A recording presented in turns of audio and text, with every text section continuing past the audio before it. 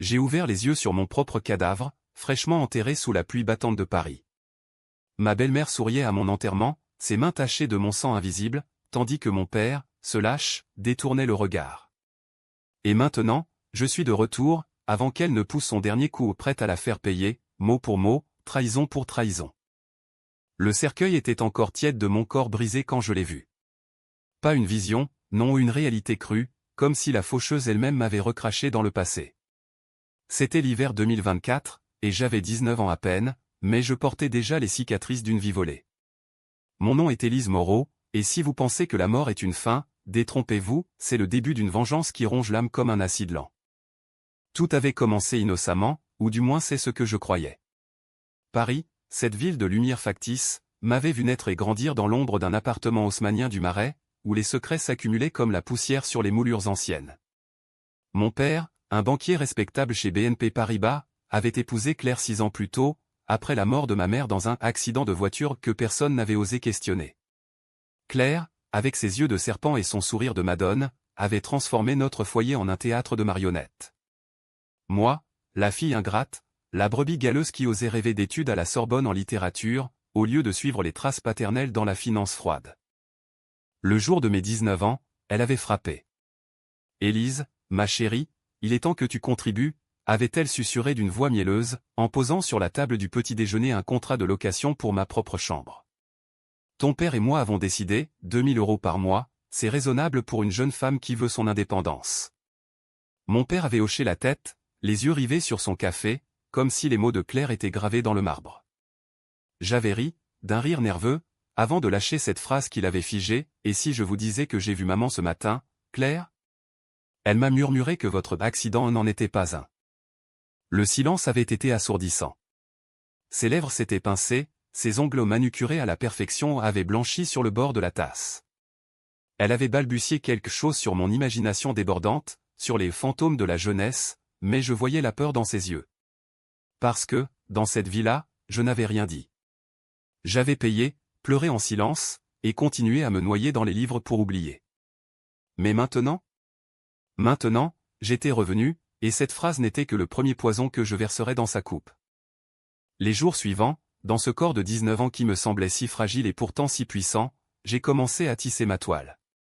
Paris bruissait de son chaos habituel, les klaxons sur les boulevards, les odeurs de baguettes fraîches mêlées à l'égout, les touristes égarés devant Notre-Dame en reconstruction. Mais pour moi, chaque coin de rue était un rappel. Je marchais dans les jardins du Luxembourg, là où j'avais l'habitude de lire Baudelaire, et je revivais la trahison en boucle. Claire n'était pas seulement une belle-mère acariâtre, elle était une veuve noire qui avait ourdi la chute de ma mère pour s'emparer de l'héritage familial ou une fortune modeste mais juteuse, bâtie sur des investissements immobiliers que mon père gérait avec une naïveté coupable. Dans ma vie précédente, j'avais découvert la vérité trop tard. Un soir d'ivresse, après une dispute où elle m'avait giflé pour avoir osé refuser son loyer, j'avais fouillé son bureau. Là, sous une pile de factures, un dossier jauni, des emails échangés avec un mécanicien véreux, des virements suspects vers un compte offshore, et une photo floue de l'épave de la voiture de maman, avec des traces de sabotage sur les freins.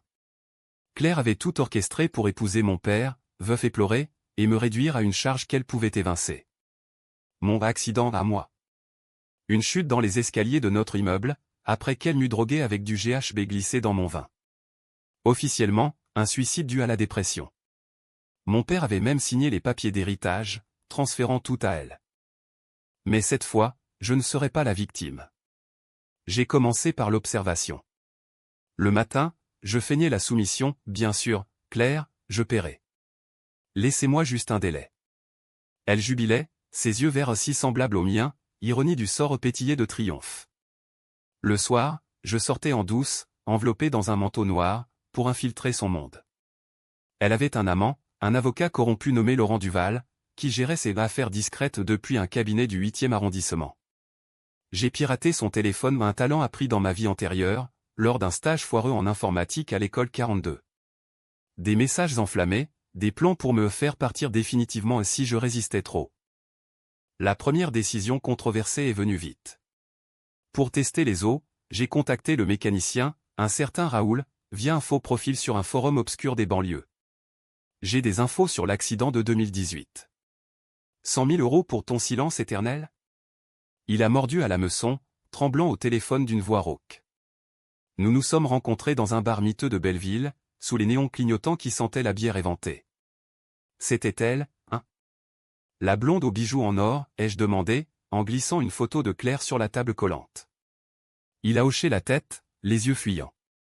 Ouais, elle a payé double pour que je touche au frein. Disparu, la voiture. Mais la gamine. Elle a tout vu? J'ai souri, un sourire qui n'avait rien d'innocent. Pas encore. Mais bientôt. Au lieu de le dénoncer ce qui aurait été trop propre, trop légal, je l'ai convaincu de témoigner. Contre Claire, en échange d'une part de l'héritage que je lui promettais. Mensonge, bien sûr. Raoul était un pion, je le sacrifierais plus tard. C'était immoral, je le savais, manipuler un criminel pour en piéger un autre. Mais la justice française, avec ses lenteurs bureaucratiques et ses juges corrompus par l'argent, n'avait pas sauvé ma mère. Pourquoi devrais-je m'y fier? Bientôt, les fissures apparurent. Claire devint paranoïaque. Elle fouillait ma chambre la nuit, vérifiait mon téléphone. Un soir, lors d'un dîner familial tendu au mon père absent, comme toujours, à un gala de la banque, elle explosa « Qu'est-ce que tu manigances, Élise ?» Ses regards en coin, ses sorties tardives. « Tu crois que je ne sais pas pour ta petite enquête ?» J'ai feint la surprise, les yeux écarquillés comme une biche aux abois. « Enquête ? Claire, vous délirez. Peut-être que le stress du divorce avec papa vous ronge. Le divorce ? Une rumeur que j'avais semée via un faux compte sur les réseaux sociaux de l'association des épouses de banquiers. Elle pâlit. Divorce ? C'est absurde. Mais le doute s'était planté, comme une graine vénéneuse. Mon père rentra tard, et je l'attendis dans le salon, une bouteille de Bordeaux à la main. Papa, on doit parler. De maman. Et de Claire. Il s'effondra dans son fauteuil Voltaire, le visage creusé. Pour la première fois depuis des années, il écouta. Je lui racontai tout au pas la vérité entière, juste assez pour qu'il doute. Les emails que j'avais trouvés, forgés avec soin sur mon laptop, les témoignages anonymes que j'envoyais par courrier. Il pleura, ce grand gaillard de 50 ans, et promit, je vais engager un détective. C'était le début de la descente. Claire contre-attaqua avec finesse. Elle m'invita à un thé chez La Durée, dans un salon pastel où les macarons semblaient moquer ma rage. Élise, ma pauvre, tu imagines des horreurs. Laisse-moi t'aider.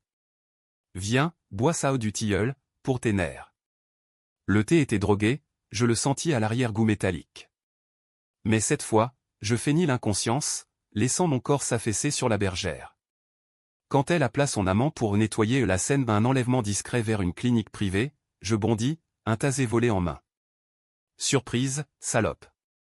Laurent hurla quand le courant le traversa, son costume Armani fumant. Claire recula, trébuchant sur ses loups-boutins. Comment? Tu savais? Je l'attrapai par le col, nos visages si proches que je voyais les pores de sa peau parfaite. Parce que je suis morte par ta faute, Claire. Et la mort enseigne tout. Je l'enregistrai, son aveu balbutiant sur l'accident de maman, sur le GHB qu'elle m'avait donné. Preuve irréfutable. Mais au lieu d'appeler la police trop facile, je la forçai à signer un papier, transfert de tous ses biens à moi, en échange de mon silence. Où Raoul chante. Et ton petit avocat pourri en tôle. Elle signa, les mains tremblantes. Victoire? Pas encore. La tension montait, un crescendo digne d'un thriller de Chabrol. Mon père, maintenant convaincu, engagea les procédures de divorce, gelant les comptes. Claire devint une ombre errante dans l'appartement, ses yeux injectés de haine. Elle tenta une dernière manœuvre, un appel anonyme à la police, m'accusant de chantage. Mais j'avais anticipé. Le détective qu'elle avait ignoré?